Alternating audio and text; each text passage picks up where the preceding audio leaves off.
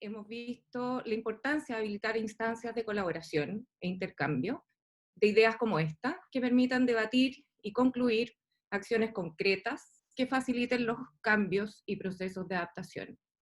Agradecemos a nuestro partner MK y Roca, quienes nos acompañan hoy, y nos apoyaron para poder contar con la participación de nuestros invitados. Aprovecho también de agradecer y presentar a David Basulto, que nos acompaña desde Berlín. Él es fundador y editor en jefe de Art Daily y Plataforma Arquitectura, y quien generosamente se sumó a colaborar en esta actividad.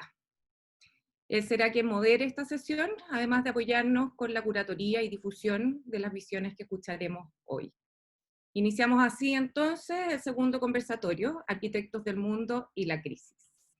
En esta oportunidad nos acompañan dos expositores de oficinas líderes internacionalmente, Borja Ferrater, desde España, que nos podrá anticipar el futuro post-pandemia, y Tatiana Bilbao, desde México, en uno de los epicentros de la crisis en América Latina. Borja Ferrater es arquitecto, doctor en arquitectura, vicedecano de la Facultad de Arquitectura de la UIC, profesor visitante en Pratt Institute en Nueva York. En 2017 fue distinguido como profesor visitante en Knowlton School of Architecture de Ohio State University de Estados Unidos. Es socio fundador de OAB, Oficina de Arquitectura en Barcelona, y ha recibido varios premios por sus obras, ha impartido conferencias, participado en mesas redondas, y ha sido jurado de premios en más de 20 países en todo el mundo. Tatiana Bilbao es socia fundadora de Tatiana Bilbao Studio en Ciudad de México, oficina cuya obra ha estado presente en la Fundación Graham, la Bienal de Arquitectura de Chicago, la Bienal de Venecia, el Museo de Arte Contemporáneo Monterrey, el Museo Amparo, la Galería T-Space y el Centro Pompidou. Tatiana fue asesora en el Ministerio de Desarrollo y Vivienda del Gobierno del Distrito Federal de la Ciudad de México.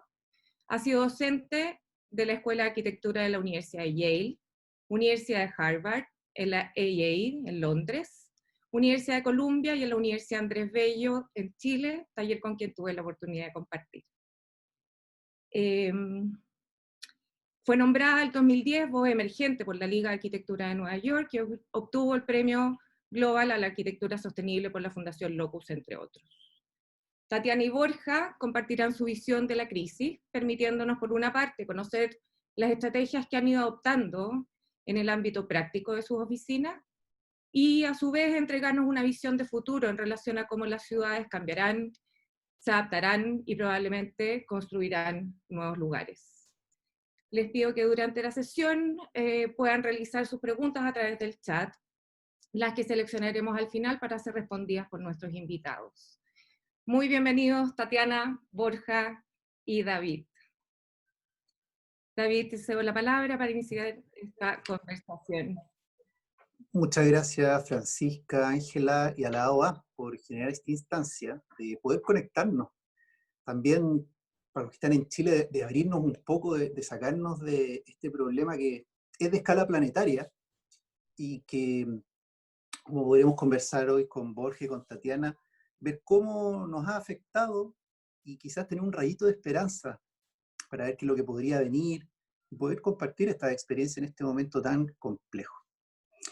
Y un problema de escala planetaria, y me gustaría que dirigiéramos esta conversación por escalas y partiendo por quizás la más íntima, mirándonos como profesionales que han sido sus oficinas. Preguntarles cómo fue este impacto de la contingencia, cómo les ha afectado la manera de trabajar, pero también cómo creen que podría ajustar o definir cómo van a hacer cosas hacia adelante. Tatiana, te cedo la palabra. Muchas gracias Francisca, encantada de estar aquí, gracias David, y encantado Borja de compartir esta sesión contigo. Pues nosotros este viernes cumplimos 19 semanas de trabajo remoto. Nosotros en la oficina veníamos viendo cómo venía la situación y sabíamos que nosotros éramos de los pocos privilegiados que podíamos tomar una postura de guardarnos en casa para protegernos a todos, ¿no? no solo a nosotros mismos, sino a todos los demás. Y todos tomamos la decisión el 13 de marzo de trasladar toda la oficina al ámbito digital. Ya veníamos pensando un par de semanas antes, entonces en la oficina ya tenían un plan de contingencia en donde habíamos hablado con las personas, cada uno de los individuos de la oficina, porque cada uno tiene una circunstancia muy distinta y no todos de repente podemos como homogeneizar la respuesta. Y entonces hablamos con cada quien para entender sus necesidades y su situación personal, entendiendo si podrían trasladarse a trabajo remoto y cómo, y apoyamos de forma específica a cada uno de los miembros de la oficina. Y además también tenemos miembros que no son nacionales, que no son mexicanos, y pues entendiendo que la situación no es la misma, ¿no? Cuando estás en casa con tu familia, a que cuando estás a 5,000 o 10,000 kilómetros de tu casa sin tu familia, ¿no? Entonces, también hablamos con cada persona para apoyarlos en la decisión que cada uno tomara, de si regresar con sus familias, de si estar aquí, de cómo estar aquí. Y luego ya la parte técnica de, bueno, cómo apoyarlos hay gente que no tenía en casa equipo suficiente para poder comunicarse, hay gente que no tenía forma de conectarse a una conexión en internet amplia, y en fin, tratamos de ir apoyando persona por persona de la oficina para que esto pudiera realizarse. Entonces tuvimos que mover equipos de la oficina a distintas casas, y tuvimos que realmente generar soluciones adecuadas a cada una de las personas. Por un lado, pensamos primordialmente en las personas que tenían, o sea, los primeros que mandamos a casa casi desde un día antes o dos, fue la gente que tenía a su cargo o a su alrededor gente vulnerable, ya sea con condiciones preestablecidas o gente mayor a su cuidado. Y entonces decidimos que esa gente definitivamente era las primeras que teníamos que proteger. Y bueno, y así nos fuimos migrando bueno, no fuimos, la verdad es que fue muy rápido, fue como de un día al otro, migrando a home office. Y desde el 13 de marzo estamos todos así. ¿Qué ha pasado en esos 19 semanas? Pues hemos tratado de generar un sistema como de apoyo difícil porque es remoto, ¿no? Y a través de estos medios a la oficina en términos como de salud mental, tratándonos de reunir 2 veces, no tratándonos, reuniéndonos toda la oficina 2 veces a la semana al menos. Los equipos de trabajo lo que han hecho es que cada equipo genera sus propias reuniones, incluso hay unas situaciones muy curiosas que se ponen a trabajar y están el Zoom conectado, ¿no? Todo el día para estar juntos y decir, ay, se me cayó el agua, oye, ¿tienes hambre? ¿No? Como si estuvieran en la oficina. Y a cada uno le funciona de forma distinta.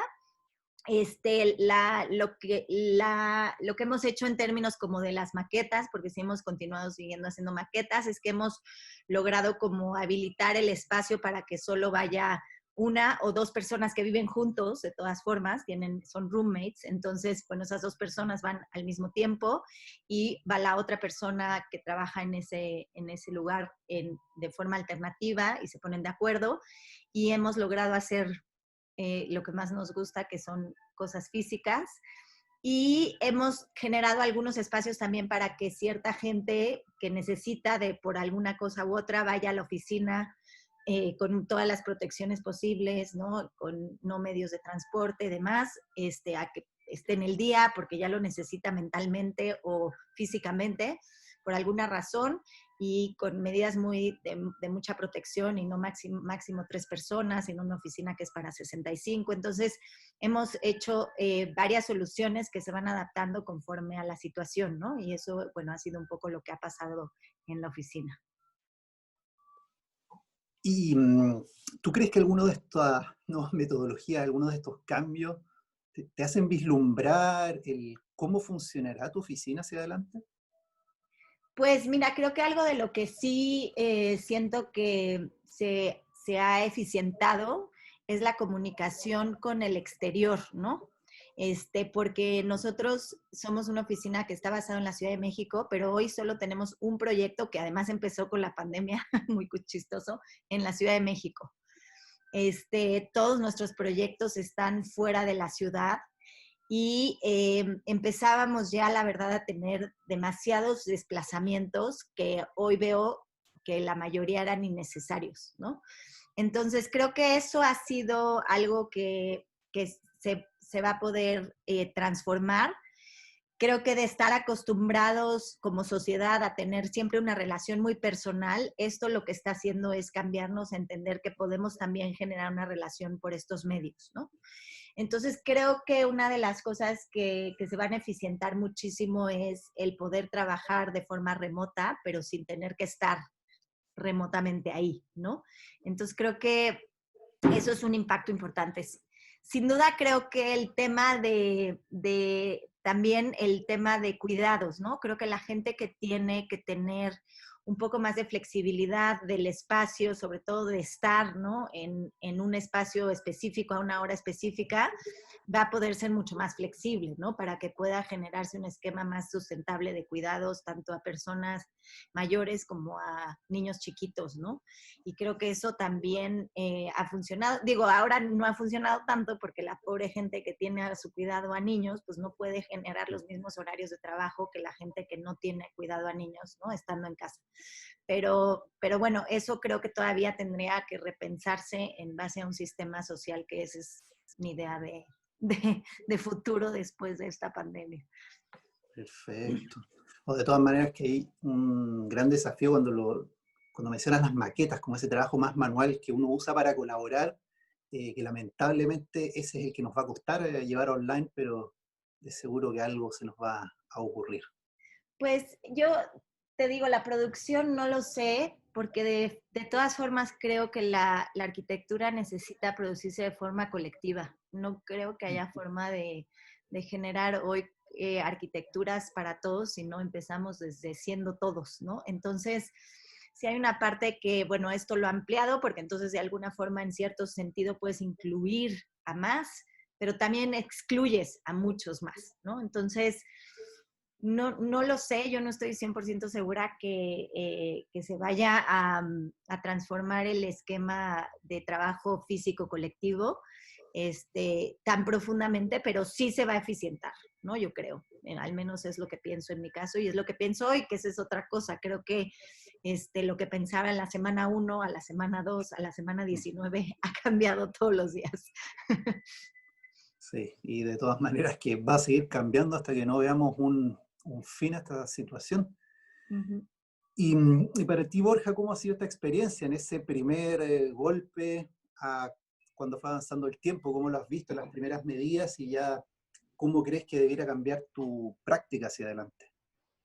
Bueno, después de lo que ha comentado Tatiana, hay bastantes cosas en las que coincidimos. Yo creo que bastante todo deprisa al principio. Sí que yo recuerdo aquellos días de principios de marzo, ya en febrero oíamos las noticias en China. Yo creo que un poco a nivel colectivo no nos lo acabábamos de creer, que todo aquello nos iba a afectar de una forma tan contundente, tan deprisa. Sí que es verdad que bueno, un poco debido también al carácter de nuestro estudio, que también es internacional y trabajamos en 15 países, pues todas las, digamos, herramientas online ya las conocíamos, no éramos nuevos y las utilizábamos a diario y estábamos acostumbrados. Lo que sí que, efectivamente, como comentaba Tatiana, el día a día, sobre todo del proceso creativo, en el que estás en una sala, hablas con la gente, produces maquetas, haces un dibujo, es rápido. Entonces, eso quizá fue de las cosas más interesantes, el ver cómo íbamos aprendiendo sobre la marcha y cómo justamente nos tocó realizar un concurso de arquitectura, un concurso restringido, privado para un cliente, y fue durante todo el proceso de confinamiento. Nosotros somos un estudio no muy grande, somos 20-25 personas. Nosotros lo que hicimos fue, sobre todo los becarios extranjeros, que tenemos 5 estudiantes de arquitectura de diferentes países, ellos se fueron rápidamente a sus países. Tenemos alguna persona también con familiares vulnerables, pero bueno, en general el grueso de la plantilla, digámoslo así, es más bien joven, tiene conexión a Internet. Lo que sí que hicimos es, recuerdo que el día, creo que fue el jueves 12 de marzo, ya rápidamente lo que sí que no teníamos era ordenadores potentes para poder trabajar. Nos estuvimos debatiendo entre si dejar los ordenadores en el despacho y trabajar con escritorio remoto, o si coger los ordenadores y traerlos cada uno a su casa, ¿no? Al final vimos que la solución, hablando con informáticos y todo, pues que era mejor llevárselos a casa cada uno de nosotros. Teníamos, ya hace años que trabajamos con impresoras 3D y también durante ese momento me alisté, digámoslo así, a un grupo que se llamaban Coronavirus Makers, que no sé muy bien si salieron de Italia o salieron creo, en el norte de España, en Asturias, había un grupo de ingenieros. Y nada, me traje las impresoras 3D a casa y con mis hijas de 8 y 4 años, mientras hacíamos el concurso, dábamos clases online con el profesor de mis hijas de 4 años, pues íbamos imprimiendo máscaras protectoras para los médicos e enfermeras. Lo cuento como algo que parece divertido, ¿no? Pero bueno, fue duro y no fue fácil. También teníamos conocidos, etcétera, que lo estaban pasando mal. Y a poco aquí la verdad es que sí, que fue desescalando la situación, y lo que pasa es que ahora estamos volviendo a otra situación, ¿no? Entonces, como comentaba al final de su intervención Tatiana, no somos muy conscientes de la magnitud. Yo he participado en varios webinarios y seminarios online, y es muy difícil decir qué va a pasar o qué está pasando, porque a cada día que cambia, y sobre todo cuánto va a durar, porque la duración, yo creo, la duración y gravedad de todo lo que está pasando, que ya es mucha, pero marcará los próximos años. Bueno, volviendo a esto, si quieres lo desarrollamos más tarde, ¿no? Pero volviendo al trabajo, una cosa interesante es esto que os comentaba de que íbamos aprendiendo, y entonces de repente nos dimos cuenta de que trabajar con 2 pantallas era imprescindible, ¿no? Y incluso yo llegué a tener 3 pantallas, que ya luego tuve que bajar a 2 porque ya me perdía. Y entonces, bueno, se producían situaciones curiosas, como yo veía la pantalla de mi compañero de trabajo, que yo veía su pantalla, entonces ahí yo podía ver lo que él movía con el mouse, y él en el mismo modelo, por ejemplo en 3D, veía mi pantalla y yo me movía con el mouse. Luego descubrimos una forma para dibujar encima, bueno, íbamos aprendiendo, ¿no? Y creo que eso se va a desarrollar muchísimo más. Ya empieza a haber aplicaciones desde el campo educativo. Por ejemplo, estuve en una corrección en la Universidad de Pensilvania con los alumnos, muy interesante, un programa que se llama Miro, que puedes mover el cursor y ves el cursor de todos los estudiantes y de todos los profesores y participantes del jury. Bueno, yo creo que la tecnología aquí sí va a tener un papel muy importante. Nosotros hemos vuelto al desconfinamiento, es decir, hay una parte ya importante de la oficina que hemos vuelto al trabajo, hemos vuelto a la oficina, pero ya nos ha marcado. Un poco respondiendo a la pregunta que le hacías a Tatiana, ya ha cambiado todo. Ya hay personas, por ejemplo, como decía Tatiana, hay una persona que su madre pues tiene que cuidarla, y hemos llegado a un acuerdo. Y luego lo que es más curioso a nivel psicológico, a nivel de trabajadores y las personas, curiosamente unos están encantados de estar en casa y teletrabajando y hablando en términos de productividad, se sienten mejor, se sienten más productivos, y hay el caso opuesto. O sea que yo creo que no podemos generalizar. Hay personas que se adaptan mucho mejor, que les gusta más, bueno, poder estar en su casa, aislarse, no sé, cada uno tiene su forma. Y en cambio hay otros que me decían, por favor, tengo que volver, que no puedo más y no puedo soportar esta situación, tengo que salir y tal, ¿no? Y necesito este espacio, ¿no? Entonces, bueno, yo creo que definitivamente yo creo que ha cambiado nuestro estudio, aunque incluso volvamos a una normalidad que ya no va a volver, pero que imaginemos que esa normalidad fuera casi como la que había, yo creo que ya el estudio ha cambiado. Incluso volviendo a una situación cero, ya no funcionaríamos igual. Hay cosas buenas, positivas, que nos han ayudado. Otra de las cosas es los viajes. Yo, como socio de la empresa, como decía, trabajamos en 15 países, y no lo he contado, pero hacía alrededor de 100 viajes al año, ¿no? Estaba cogiendo casi 200 aviones al año. Esto se ha acabado, yo creo, y bien para el planeta, bien para la eficacia, la productividad. Yo creo que no va a ser necesario y que entonces, bueno, ya lo hablaremos después, eso nos lleva también a trabajar más en lo local, ¿no? Y en darnos cuenta de la importancia que tiene nuestro entorno más cercano, ¿no? Pero quizá me estoy adelantando.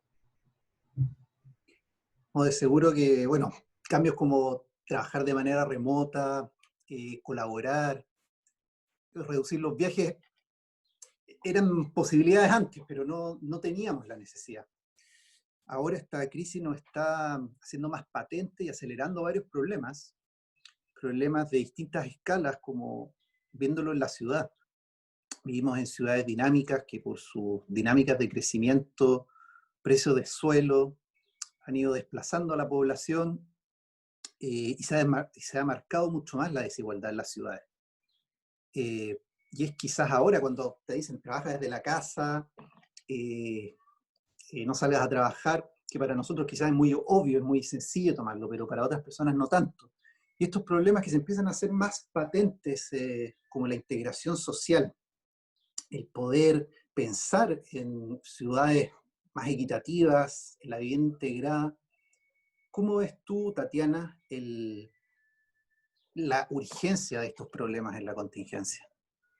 Bueno, yo creo que exactamente como dices, una de las cosas más obvias que ha puesto en la mesa esta pandemia, pues es ahora sí la enorme diferencia que existe, ¿no? Entre las gentes con mayor poder adquisitivo con el menor poder adquisitivo.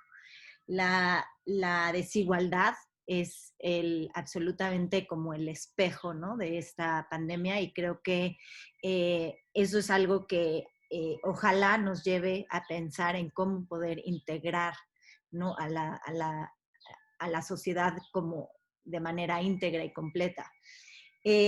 Yo creo que y empezamos, como dices, desde la parte más, desde el núcleo más cerrado, ¿no? La vivienda. Hoy resulta que la vivienda es el único espacio que nos permite protegernos, ¿no? De esta pandemia, ¿no? Quedarnos en casa es lo que más nos puede servir en este momento que no hay una vacuna y que no hay una cura, por así decirlo, no hay una medicina, ¿no?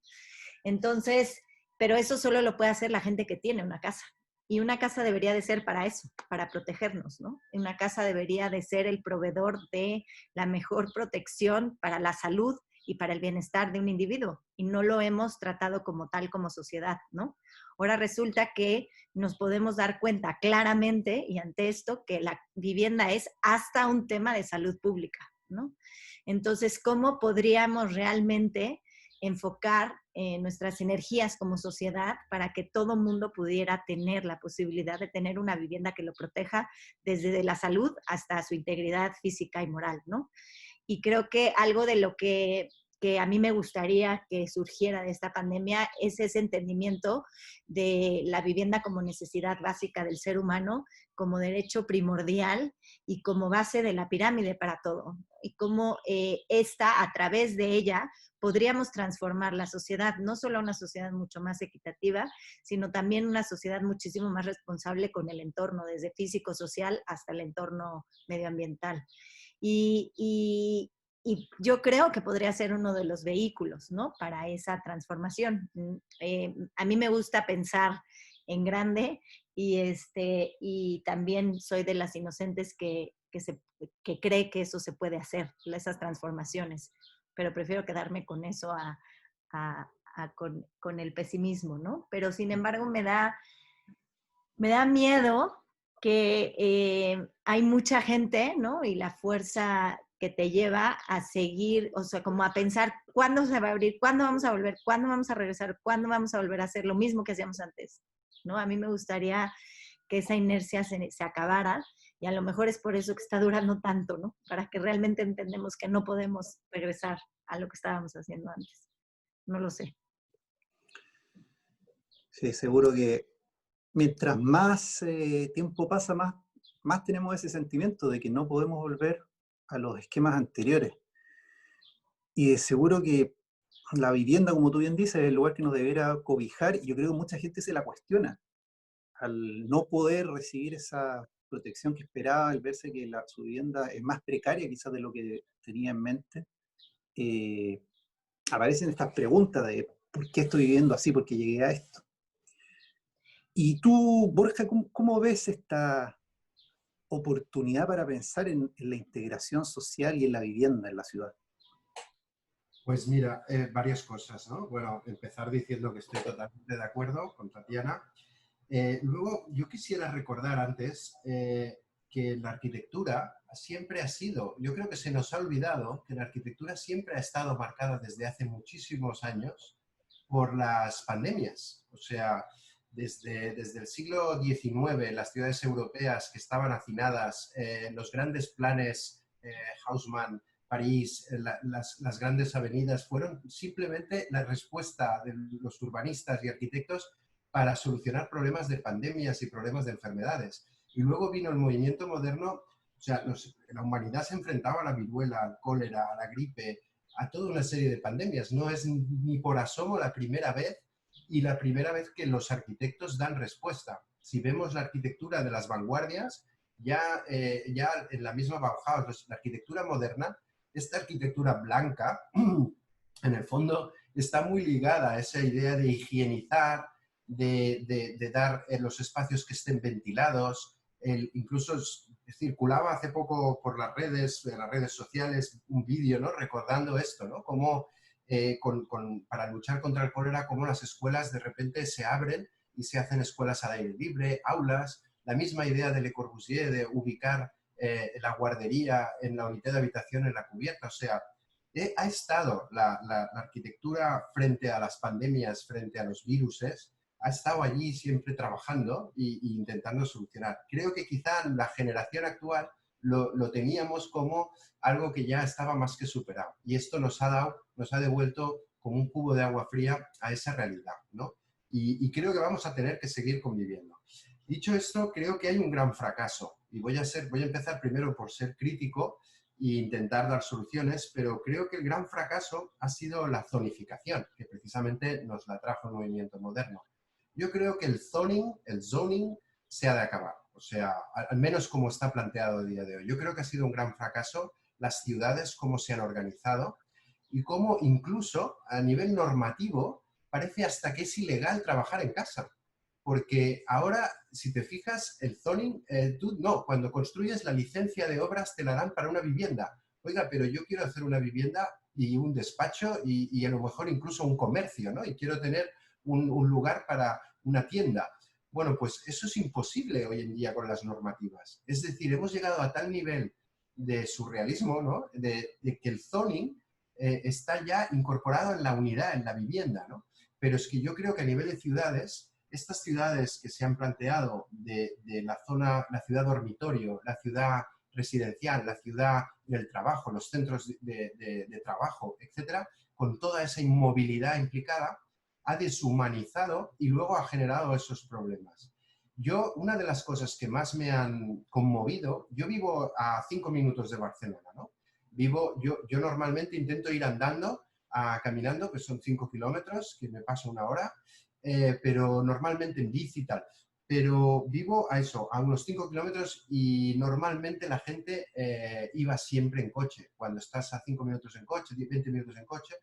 Bueno, esto durante la pandemia fue increíble descubrir mi barrio. Mi barrio es un barrio más bien dormitorio. O sea, las calles donde yo vivo están vacías normalmente. Y con el coronavirus, cuando nos empezaron a dejar salir, bueno, aquello fue increíble. Nunca había visto mi barrio ser un barrio de verdad, ser un pueblo. Y los niños salían, jugaban, las personas... Bueno, no había estado más llenas las calles de mi barrio hasta que pasó todo esto, ¿no? Hasta que nos dejaron salir y empezamos a descubrir nuestro propio entorno más cercano. Yo creo que esto va a cambiar. El barrio ya ha cambiado. La gente se ha empezado a hacer huertos aquí cerca, huertos urbanos. Y cada vez más la gente tiene más ganas de no tener que coger el coche. Es más, Aquí en Barcelona yo conozco conocidos, gente, y se está debatiendo, y promotores, amigos míos que se dedican al negocio de la promoción de viviendas, que me comentaban que en el extrarradio a 20-30 kilómetros mucha gente se está poniendo de acuerdo con sus y han llegado al acuerdo de decir, oye, no hace falta que vengas a Barcelona todos los días, con lo cual te puedes buscar una vivienda quizás más económica, solo es necesario que vengas 2 veces por semana y tú puedes vivir en una vivienda mucho mejor, porque yo soy un ferviente defensor de la ciudad compacta. Yo creo que la ciudad compacta es uno de los mejores inventos de la humanidad, ¿no? El Manhattan, Nueva York, Brooklyn, la ciudad, Barcelona es la ciudad más densa de Europa. Y el barrio del Ensanche en Barcelona yo creo que es maravilloso y hay muchísimos otros ejemplos, ¿no? Pero lo que no es correcto es la ciudad hacinada. No es lo mismo compacto que hacinado. Y yo creo que mucha gente, evidentemente las desigualdades, esto es un problema de la gente que no tiene más remedio que vivir hacinados y no tienen más, pero incluso iría más allá y diría que hay mucha gente que aun pudiendo vivir mejor, yo creo que con esta pandemia se han dado cuenta de lo mal que vivían. Ha habido una especie yo en los últimos 3 meses, lo que más encargos he tenido de proyectos es viviendas unifamiliares de presupuestos distintos, de bajo presupuesto, pero viviendas fuera de Barcelona de gente que ha visto durante 3 meses, se ha dado cuenta que viven en unas casas que están mal ventiladas, que tienen poca luz, que no tienen terrazas, que están en medio de una calle angosta y que no les entra la luz. Y que además la distribución no está bien hecha, no pueden trabajar. Y lo primero que ha hecho muchísima gente con posibilidades es que ha ido a buscar una vivienda a 50 kilómetros, a 40 kilómetros de Barcelona y está viendo, digamos, entre comillas, récords de ventas, ¿no? En este sentido, claro, porque cambia todo. Si tú tienes un salario y en Barcelona es todo compacto y tienes la obligación de vivir cerca porque el transporte te obliga, acabarás pagando unos precios altísimos y por una vivienda pésima.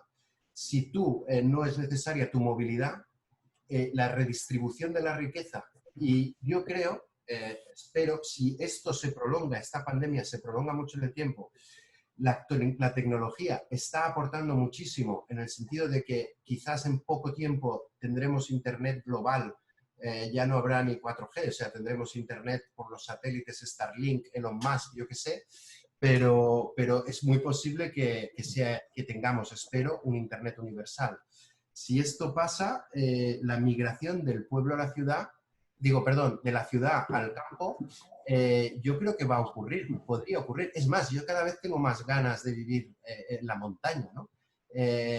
Y plantar mis propios tomates y con mi familia y tener una profesión, etcétera. Y luego está el tema de la realidad aumentada. Es verdad que yo me costará más, pero quizás las generaciones que ya están viviendo esta pandemia desde la universidad o desde el instituto, si esto se prolonga en el tiempo, pues cambiará totalmente. Oh, sin duda que la ciudad densa que entrega muchas oportunidades, era nuestro tema de discusión, era el desafío más importante que teníamos, y en estos momentos uno se lo cuestiona, tanto por la calidad de la vivienda, como por saber, puedes estar en un espacio de mejores cualidades, más conectado con la naturaleza, incluso siendo más autosuficiente. Pero esto solo empieza a ser una posibilidad, como le dices tú, gracias a la tecnología, gracias a que quizás al obligarnos a trabajar desde casa, para mucha gente la posibilidad de no tener que volver a ir a la oficina sea una realidad. Y seguro que va a cambiar muchos paradigmas que veníamos pensando hasta hace muy poco. De nuevo, todas las discusiones importantes de arquitectura tenían que ver con la ciudad, las oportunidades, y cómo vivir eficientemente en mayor densidad, porque esa era la única manera posible. Pero ahora ese paradigma está cambiando, y el tema de la suburbia, de vivir de manera más autosuficiente, de todas maneras que va a volver con mucha más fuerza. Esa suburbia que pensamos que iba en retirada, el commuting que dejaba de ser una opción, de seguro que va a volver a retomar. ¿Cómo ves tú esto, Tatiana, de esta como migración reversa, esta tendencia que se podría empezar a dar. Pues sí, en México está pasando, pero en México tenemos, ojalá tuviéramos una sociedad un poco más igualitaria como pasa en España, pero aquí tenemos el problema de la marginación, ¿no? Que no es muy, que no es menor, es mayor realmente, ¿no? Y entonces sí existe una parte de la población que está migrando a buscar estos casas en el campo y demás. Sí es impresionante cómo se ha movido y lo mismo que ha pasado a lo mejor en Barcelona, pero en un círculo obviamente muy reducido por así decirlo, el 1% de hasta arriba de la pirámide, que tiene las posibilidades, se ha movido de lugar. Pero por el otro lado, eso abre posibilidades, ¿no? Para un poco lo que decía Borja, para que otras personas puedan tener acceso a esos lugares, ¿no? Que antes se volvían muy populares o muy caros porque la población de más recursos era la que los buscaba, ¿no? Entonces, bueno, creo que sin duda sí hay una parte importante de que eso va a ayudar a democratizar un poco más la ciudad, ¿no? Sobre todo también por la gente que, bueno, ya, sin duda, esa gente que ya vive a 50 o a 60 kilómetros de la Ciudad de México y que no está conectada físicamente, hoy ya puede estar conectada por estos medios, ¿no? Y eso sí es algo que es muy impresionante porque no en la mayoría de la población tiene acceso a Internet, ya sea por vía satelital por el teléfono celular, ¿no? Porque todo mundo hoy tiene un teléfono celular, o ya sea por medio más físico, análogo a la casa, ¿no? De conexión a una casa. Pero entonces eso pues sí está ayudando de cierta forma a democratizar una serie de servicios, ¿no? A lo mejor una educación de mayor calidad, pero hay otros que pues no, ¿no? Porque esta gente no tiene accesos a salud, a sistema de salud, que es uno de los sistemas más básicos. Entonces, bueno, nosotros estamos muchos años más atrás, ¿no? De poder llegar a pensar que esta descentralización, esta desdensificación, realmente pudiera ser para ofrecer mejores alternativas, ¿no? Porque tenemos una condición muy distinta. Pero quiero pensar que ojalá sí, ¿no? Y ojalá sea el camino. En el otro sentido, creo que podríamos como brincarnos una parte de la historia, ¿no? Y entonces en vez de ir paulatinamente transformándonos a una sociedad más igualitaria, como un poco pasó cuando China se abrió, nadie tenía teléfonos fijos en su casa, ¿no? Y de un día al otro toda la población tenía teléfonos celulares, cuando en el mundo entero no había nadie con un celular, ¿no? Entonces se saltaron todo el proceso, ¿no? De tecnificarse hasta que de repente se volvieron masivamente más tecnológicos de una. Yo quisiera pensar que en términos sociales podríamos brincar todos esos pasos y llegar a un sistema más justo más rápido, aunque no siempre la historia nos ha demostrado que eso se puede, ¿no? Pero coincido muchísimo con Borja en el sentido de que la arquitectura siempre ha sido una respuesta a las grandes movimientos de la arquitectura desde las pestes bubónicas de hace muchísimos siglos, han sido realmente los definitores de los cambios más profundos, ¿no? En el quehacer arquitectónico, y yo creo que sin duda se verá reflejado en unos años como tal. Creo que tenemos que empezar a entender que la integración del otro, ¿no? A la posibilidad del otro, es lo más importante que tenemos que sostener para que entonces eso genere un círculo virtuoso que no solo sea el otro persona, sino el otro ambiente, ¿no? Medio entorno en el que estamos. Y ojalá que podamos transformarnos ahí, ¿no? Sin duda creo que a mí no solo me encanta la idea de pensar en que se borre el zoning, sino también creo que lo que debemos de empezar a entender es cómo poder borrar el término de propiedad privada, si no es en el sentido legal, ¿no? Desde un esquema mundial, pero en términos sociales, ¿cómo podríamos basar nuestra sociedad en una economía social a que no fuera basada en una economía de propiedad, ¿no? Y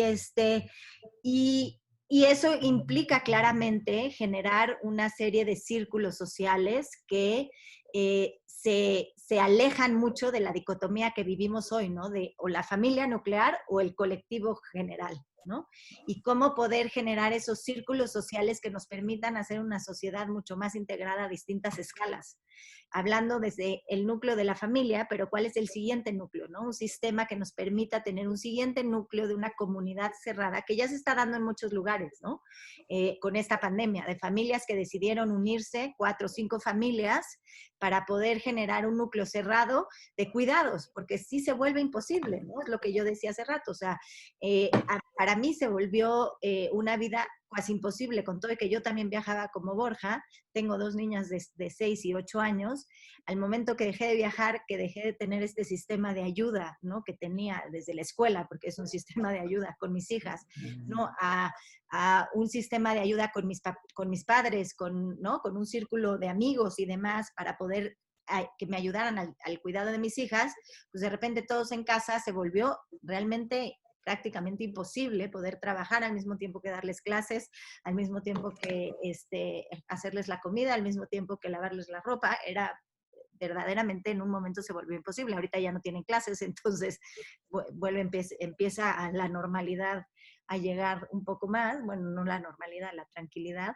porque pues ya tienen, ya no tenemos que enseñarles además, ¿no? Entonces, creo que el abrir esos círculos, ¿no? A integrar unas escalas sociales que nos permitan generar un sistema mucho más social de cuidado y de reproducción, creo que puede ser uno de los esquemas que además la arquitectura podría permitir generar, ¿no? Para un futuro más sustentable, que no nada más ayuda al esquema social, sino también al sistema medioambiental.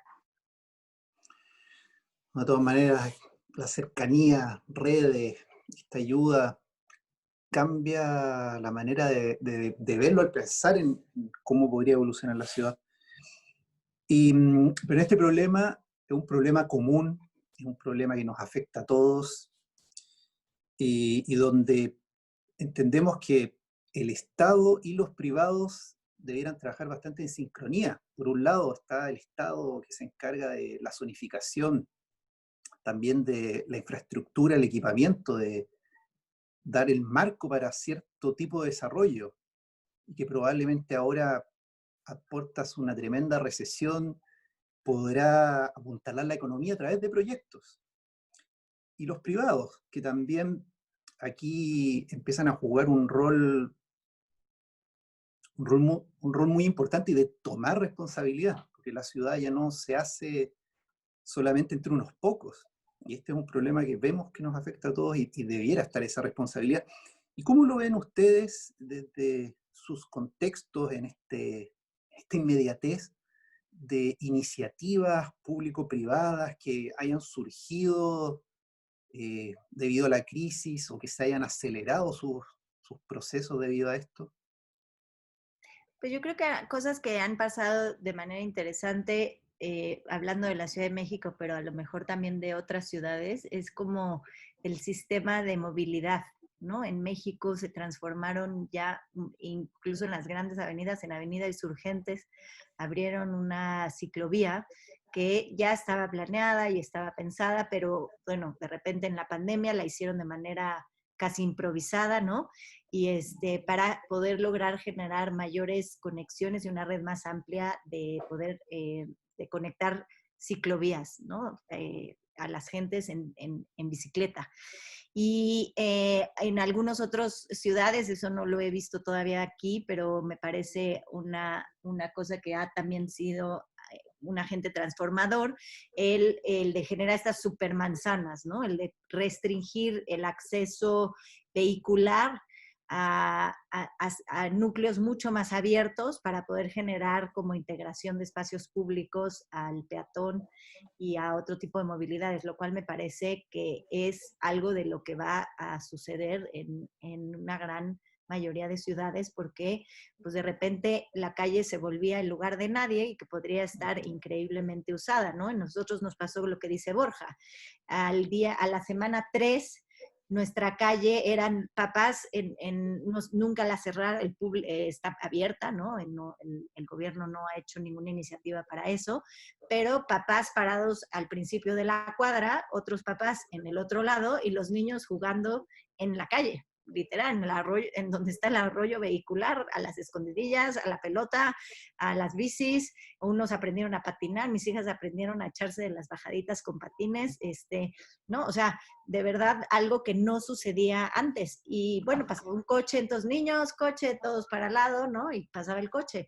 Yo creo que el entendimiento social del aprovechamiento de la vía pública como tal, me imagino que ejercerá presión para cambiarlo en muchos sentidos, ¿no? Reclamar la ciudad.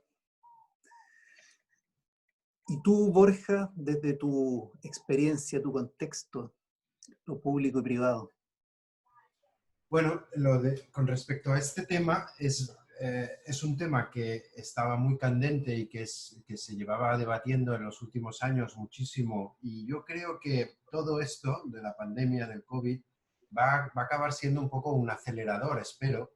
Quiero pensar que va a ser un acelerador de esos eventos. O sea, yo creo que desde el 2008, y esto ya es digamos, una poco filosofar, ¿no? Pero venimos de una crisis que nunca hemos acabado de salir porque es una crisis existencial del tema del neoliberalismo, muy condicionado al tipo de ciudades, tipo de vida que llevamos, tipo de casas, de todo. Todo el sistema en el que vivimos está en cuestión desde hace años y lo hemos vivido y no olvidemos que, y todavía está muy presente, lo que está todavía por solucionarse, ¿no? Lo que estaba pasando en Chile, lo que ha pasado en las calles de Barcelona y en las calles de todo el mundo, ¿no? De Beirut, pasando por, no sé, por muchas ciudades de todo el mundo, ¿no? Y contando países de todo tipo. Por lo tanto, yo lo que espero es que todo esto en el fondo sirva como un acelerador de todas aquellas propuestas que chocaban. Por ejemplo, el tema de las supermanzanas, que lo ha traído Tatiana a colación. Pues en Barcelona costaba mucho y se hizo una iniciativa y no era popular. La gente que vivía allí se quejaba. ¿Por qué? Porque es un poco esa drogodependencia al coche, ¿no? Y entonces cuesta. Es un poco parece como hecho a contracorriente. Yo creo que el COVID ayudará, pondrá un poco de aceite para que las cosas vayan un poquito más rápido, ¿no? Todos los temas de economía circular, de lo que hablábamos antes, Pero para mí lo más importante, y vuelvo a insistir, es que lo local sea global. Es decir, a mí lo que me gustaría es que este modelo neoliberal, que lo que ha acabado produciendo son grandes metrópolis, grandes urbes, en las que todo se hacina allí, toda la riqueza, todo el poder, todo se concentra en grandes ciudades y luego el resto, bueno, Chile es un ejemplo, ¿no? Pero Madrid o París, muchas otras grandes metrópolis, y DF, no voy a hablar de tu ciudad, pero qué bonito sería que esto fuera la oportunidad para que otros nodos se volvieran globales y que el poder al final se redistribuyera. Y que yo me acuerdo en un webinario que salió una pregunta, ¿no? En plan, bueno, pero entonces la gente, si no va a trabajar en sus casas, no va a trabajar no sé, para poner un ejemplo, en Puerto Montt, ¿no? O no va a trabajar en Burgos. Digo, ¿por qué no? A lo mejor hay un centro, no necesariamente tendrá que trabajar en su casa, quizá podrá trabajar en un centro de teletrabajo, o sea, irá a una oficina en la que habrán otras personas que trabajarán con otras empresas y habrá tus compañeros de empresa, tú trabajarás con tus compañeros, pero tus compañeros de trabajo serán compañeros de otros sitios. Con lo cual, vayamos a repensarlo todo y a lo mejor las pequeñas capitales de provincia son una oportunidad para redistribuir el poder, porque al final el hacinamiento se produce por eso, porque el poder se concentra, el poder cultural, el poder judicial, el poder económico, y al final la capitalidad es lo que produce estos problemas tan graves, ¿no? Entonces, además del hacinamiento, del zoning, creo que esta es una gran oportunidad, vuelvo a repetir, para la redistribución de la riqueza en el territorio. Para mí eso es la gran oportunidad que tenemos. Y juntamente con lo que comenta Tatiana, de la igualdad. O sea, yo creo que eso es un camino, es un posible camino para poder apoyar a la... Porque si hay una redistribución de la riqueza en el territorio, sí o sí creo que tendrá que haber al menos una recuperación de esta desigualdad y que la riqueza se distribuya de forma un poquito más igualitaria, al menos.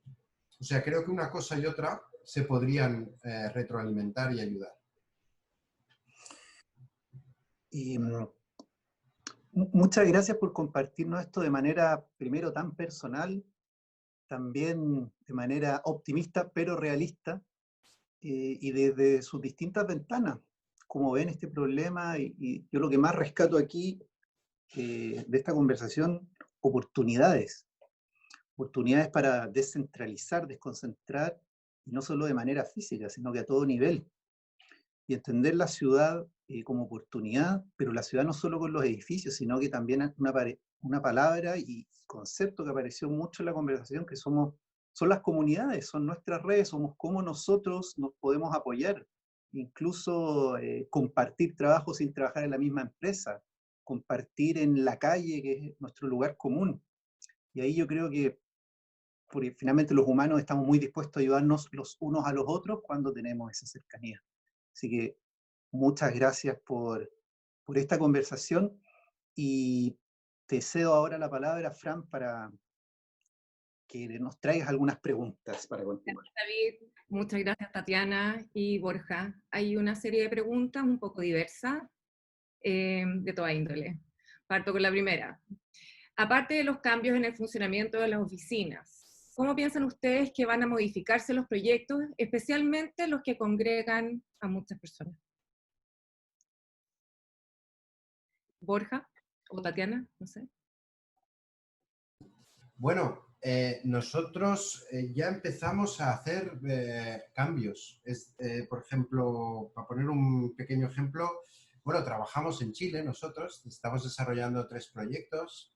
No sé si creo que algún oyente aquí es mi socio allí, Federico, si estás por ahí, creo que te he visto. Saludos. Pues, hombre, muchas cosas están cambiando ya y, por ejemplo, la tipología de encargo, precisamente en este concurso que estamos desarrollando y que ya hemos terminado y hemos entregado, era un concurso de un complejo de 26 viviendas, ¿no? De viviendas turísticas. Bueno, pues ya durante el COVID ya había ideas de cómo hacer un espacio común, un espacio clubhouse, un espacio para poder encontrarse con el resto de gente, no cerrar tanto digamos, la intervención, abrirla más al espacio público. O, por ejemplo, ahora tenemos un proyecto en marcha de un edificio de oficinas. Claro, estamos repensando todo, ¿no? Y estamos releyendo todos los espacios de cómo ha de ser el nuevo edificio de oficinas, ¿no? Y cómo justamente el cliente, antes de empezar el coronavirus, nos decía, hombre, yo quiero atender a cuantas más personas metro cuadrado posible, ¿no? Y ahora, le guste o no, espero que no me oiga, pues no va a poder tenerlo, ¿no? Y eso es bueno. Incluso vamos a poder convertir esos espacios que no necesariamente tienen que ser puramente de trabajo, sino que un edificio de oficinas podrá ser ese híbrido, que yo creo que lo bonito es eso, lo que también apuntaba Tatiana, ¿no? Que la vivienda se hibride y que el edificio de oficinas se hibride y la ciudad, toda ella, se hibride, ¿no? Entonces, yo ya he empezado a notar esos cambios y a repensar esos cambios, ¿no? Por ejemplo, tenemos un proyecto en la zona de Piedra Roja, ¿no? Y con Federico, mi socio en Chile, pues ya hablábamos y nos preguntábamos, ¿no? ¿Qué cosas tendrán que cambiar en este nuevo escenario para hacer aquel lugar más humano, mejor y aprender de lo que no estábamos haciendo bien y no nos dábamos mucha cuenta? Tatiana. Pues en realidad nosotros estamos desde hace tiempo pensando cómo poder generar estos sistemas de escala social, ¿no? De, escala, de distintas escalas sociales y de colectivos, en nuestros proyectos, ¿no? Como generar núcleos de relaciones más desde lo individual a la pequeña comunidad, ¿no? Y al ampliarlo un poco más y cómo generar esas escalas en proyectos, ¿no? Estamos haciendo un proyecto en Monterrey en donde llevamos mucho tiempo como de alguna forma, como dice Borja, casi casi luchando con el cliente para hacerle entender la importancia de, bueno, son 164 departamentos y nosotros desde el principio planteamos cómo podemos hacer núcleos de 1 a 4, a 10, a 20 y luego al 164, ¿no? Generar escalas de relación y posibles espacios para que puedan esos núcleos empezar a relacionarse. Y bueno, ahora con esto se vuelve mucho más fácil lograrlos convencer, ¿no? Pero pues es algo que hemos ido veniendo aprendiendo desde un proceso de trabajo con unos monjes, increíble pero cierto, unos monjes cistercienses con los que llevamos trabajando 3 años, y de cómo nos han enseñado el entendimiento de esos tipos de escalas de relación, porque ellos lo tienen muy claro, ¿no? O sea, ellos la manera en la que se relacionan con su mundo espiritual es a partir de su cuerpo, después de su ropa, después de su celda, después de su claustro, ¿no? Con sus compañeros, después de su congregación y después el mundo exterior, ¿no? ¿Y por qué nosotros no podemos entonces adoptar un sistema que pueda generar esa posibilidad de sustento? Porque los monjes lo hacen por la posibilidad de sustentarse, porque no son, los seres humanos no somos sustentables, autosustentables. Y eso nos ha enseñado a llevarlo así. La verdad es que lo que nosotros hemos visto también es un acercamiento a poder trabajar desde lo local. Y eso se ha transformado en nuestra oficina increíblemente. Y creo que eso es un beneficio absoluto, porque la verdad es que, bueno, siempre lo hemos sabido también, que no somos ni profetas en nuestra propia tierra, porque vamos a otras a hacer otras cosas, ¿no? Entonces, digo, no nada en contra y tenemos muchísimo trabajo internacional y no me estoy quejando, pero creo que el acercamiento al entendimiento más lógico es tu contexto inmediato, ¿no? Entonces, el poder trabajar en ese sentido creo que ha sido algo de lo que se ha transformado. Hay otra pregunta. En Barcelona y Ciudad de México han podido establecer relaciones entre los contagios, la densidad y el transporte público. ¿Cómo se explican entonces las diferencias tan grandes entre ciudades como Nueva York, Hong Kong, Singapur, Tokio, etcétera? ¿Tienen algún antecedente al respecto? Bueno, yo creo que aquí deberíamos dejar a los científicos y los médicos y los epidemiólogos que digan, ¿no? Pero así muy de a bote pronto, hombre, yo creo que tiene mucho que ver lo que comentaba Tatiana de las desigualdades, que al final la gente tiene que ir a trabajar y en un modelo económico liberal, neoliberal, agresivo, en el que si no vas a trabajar no comes, pues o te despiden o lo que sea, pues no tienes más remedio que si vives en una ciudad en la que tienes que coger el metro porque no tienes otra opción, no tienes que coger el transporte público y vas hacinado porque no hay suficiente transporte público, etcétera, etcétera, es una concatenación de problemas que al final lo que hacen es elevar exponencialmente el problema. Hombre, yo creo que a los gobernantes, tanto en unos como en otros países, evidentemente les tenemos que pedir responsabilidades, tenemos que ser muy críticos, pero seamos honestos, también nos ha cogido, o sea, no me gustaría, realmente me moriría de un infarto tener que estar lidiando con esta situación. ¿Se han producido errores? Sí, la misma Suecia ha cometido un error terrible y lo han reconocido y los mismos suecos, que todos los vemos como los dioses del Olimpo, ellos mismos la han pifiado, han cometido un error terrible, ¿no? O no sabemos tampoco, ¿no? O sea, hoy creemos que hicieron un error terrible, pero a lo mejor en 5 años resulta que la historia les va a dar la razón, o viceversa, ¿no? O sea, no. Sí, correcto. Es que nadie tenemos una bolita mágica para entenderlo, pero bueno, además yo también creo que es difícil comparar, como dices tú, Borja, las ciudades, ¿no? Es imposible, los contextos son muy diversos, las situaciones son muy distinta, la propia cultura, ¿no? Social de la gente es muy distinta, ¿no? En México nadie se puede pensar que no hay un funeral con 40 personas de la familia. No, no hay forma, de verdad, y no se ha parado. Entonces, pues ahí, y gente que ha muerto de COVID, ¿no? Se ha vuelto el punto de contagio. Y así, ¿no? O como hay miles y miles de cosas y de causas. Y bueno, Nueva York, ahí lo vieron, vi que lo pusieron como en la lista de Tokio y Hong Kong y Singapur. Yo creo que Nueva York está más en el de la Ciudad de México porque no les fue muy bien. Pero bueno. No, no, tuvieron muchísimos. No, incluso en la cultura, ¿no? El ser, nosotros somos mediterráneos, latinos, la proximidad, lo que es el abuelo y el nieto, ¿no? Que es tan difícil, ¿no? Que quizá en otras sociedades pues no hay tanto contacto y la gente no se acerca tanto, e incluso la distancia social ya en otros países y en otras culturas, tú que estás en Berlín, yo he estado mucho en Alemania y allí la gente respeta mucho, de hace tiempo me acuerdo que el espacio, el espacio íntimo personal ya es otro.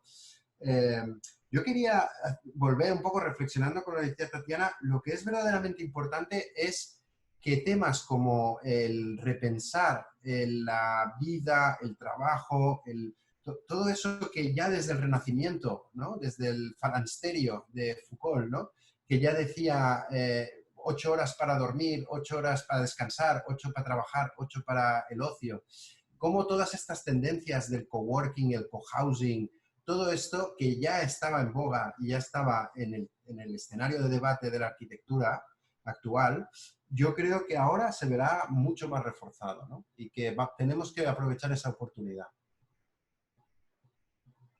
Perfecto. Y una última pregunta, creo que es de tu socio, Borja.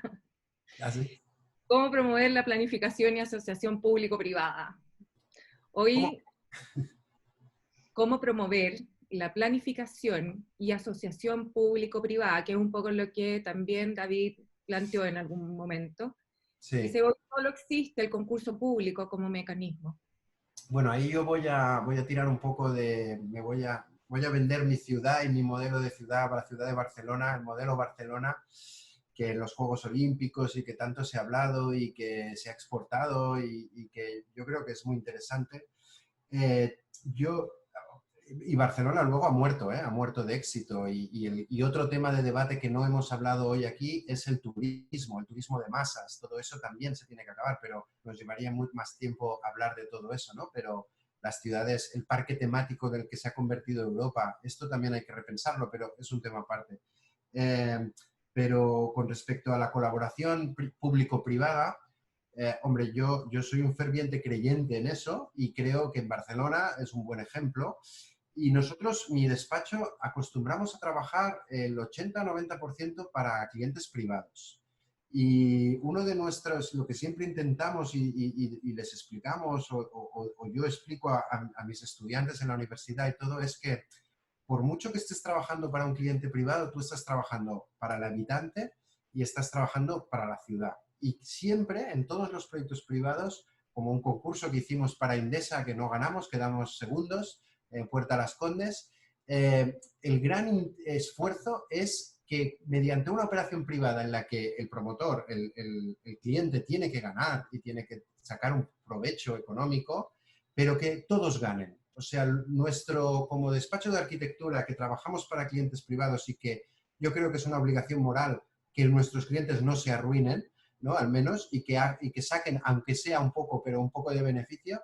Y luego, cómo conseguir hacer un truco de magia en el que la ciudad gane, el espacio público gane.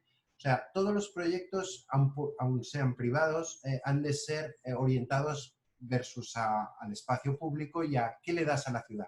Por ejemplo, un hotel de 5 estrellas en el Paseo de Gracia de Barcelona que hicimos, el Mandarin. Pues metimos la calle dentro del hotel, ¿no? O ahora estamos haciendo una torre en Barcelona de Mandarin Residential, que es lujo top. Pero siempre ha sido nuestra intención cómo conseguir que esa operación capitalista del rascacielos o el edificio, cómo puede revertir en el barrio de Gracia, pues haciendo una placita, haciendo una calle, metiendo una calle, haciendo espacio público, promoviendo el pequeño comercio e intentar convencer al cliente de que es mejor hacer 4 o 5 tiendas que no una mega store. Y bueno, y mediante mucho esfuerzo, porque el mercado y la economía y la dictadura de la economía pues no te quieren dejar, pero al final consigues encontrar ese equilibrio en el que la ciudad, el ciudadano y el habitante ganan y el promotor pobre tampoco hay que convertirlo en el demonio, ¿no? O sea, al final lo que quiere es ganarse la vida como cualquiera, ¿no?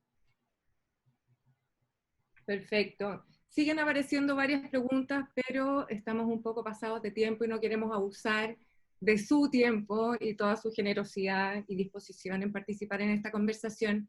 Así es que, si quieren, después se las envío por mail y si se dan el tiempo y las responden. Muchísimas gracias, Tatiana, muchísimas gracias, Borja, y David también por colaborar en esta sesión. Estaremos en contacto, sin duda. Muchísimas gracias. Fuerte abrazo a México, Chile, a todos y a Berlín, a todo el Igual. mundo. Ánimo. Abrazos a todos. Muchas gracias. Adiós, gracias.